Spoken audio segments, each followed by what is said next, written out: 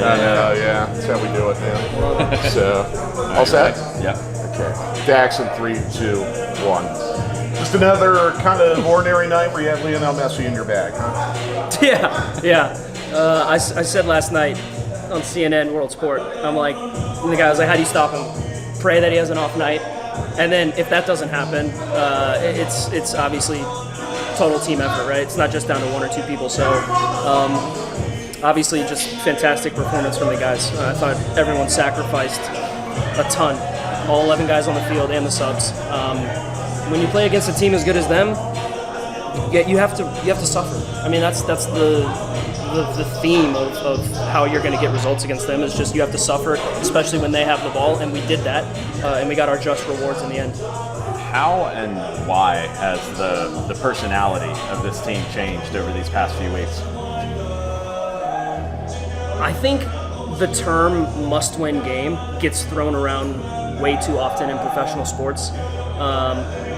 For us, it happened with a month left in the season, and we dropped a few results we shouldn't have leading into those games. So then when it became, hey, we have no other choice but to win, I think we showed some character, and we showed some heart, and we showed some guts. And that doesn't always happen, especially after a frustrating season.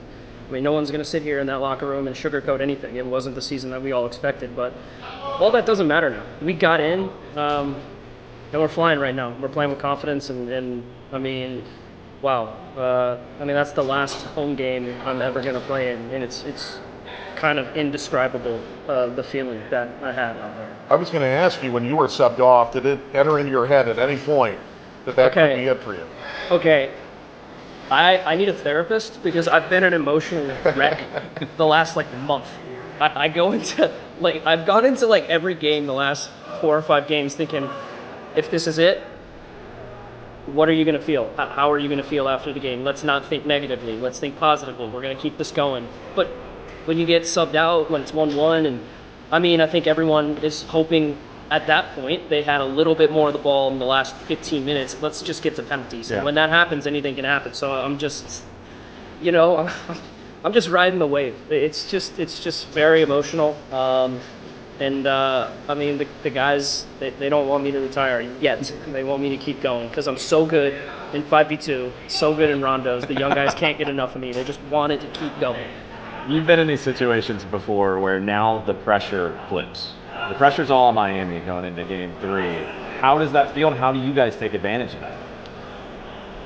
Honestly, I think going into the series, the pressure has always been on them. Look, I don't know how many times I can compliment them on how great of a season that they've had and how great of a team that they have. That's reality. When you have World Cup winners and Champions League winners, guys that have played together at the highest level for a long time, the reality is that they're going to have probably more quality than you at any given moment in a game. And so it comes down to just grit. It comes down to guys having each other's backs. Listen, I mean, Brad Guzan, you feel for him on the first goal because, I think he gets impeded. I think it's a foul. It doesn't get called. So, on the outside, you can probably point your finger and say, well, that's Brad's fault. And on the inside, we say, absolutely not. The only reason we're here is because of him. So let's we said at halftime, someone step up. Someone help him out. He's bailed us out 1,000,000 times this year. So let's step up and help him out. And we did that. I mean, Pedro Amador, incredible ball, and Derek Williams would have finished. Sean De Silva. We have such good players on this team. The frustration when you don't play, I think, is high. But no one hangs their head. They come on. They get the job done. So what a way to finish the game. Got one more for you. There are about 65,000 fans here tonight. I don't think too many of them were wearing pink, and not a lot of them were rooting for the little guy. What do you tell the fans who are listening to the radio on the way home about the job they did tonight? Because I haven't heard this building this loud in a long time. Listen, I think Arthur Blank will be very happy that he opened up the roof before the game, because I'm not kidding. If it was closed, they would have blown the roof off. I'm not kidding. That's honestly how loud it was. I think I almost strained my hamstring celebrating, running down the sideline. Shande's, taking his shirt off and dancing, and I'm thinking, please keep coming over the sideline. Let me be involved in this. The rush of emotion is just so high. I mean, honestly, all I can say is the supporters were amazing. I hope a lot of them got a beer shower and they're not mad about it. I wouldn't have been mad about it. So it's just hard to describe, man. We just listen, everyone counted us out. We will be heavy underdogs again going into Miami, and we have nothing to lose. We're just going to play like we have nothing to lose. I wouldn't bet against you. Congratulations. Thanks, guys.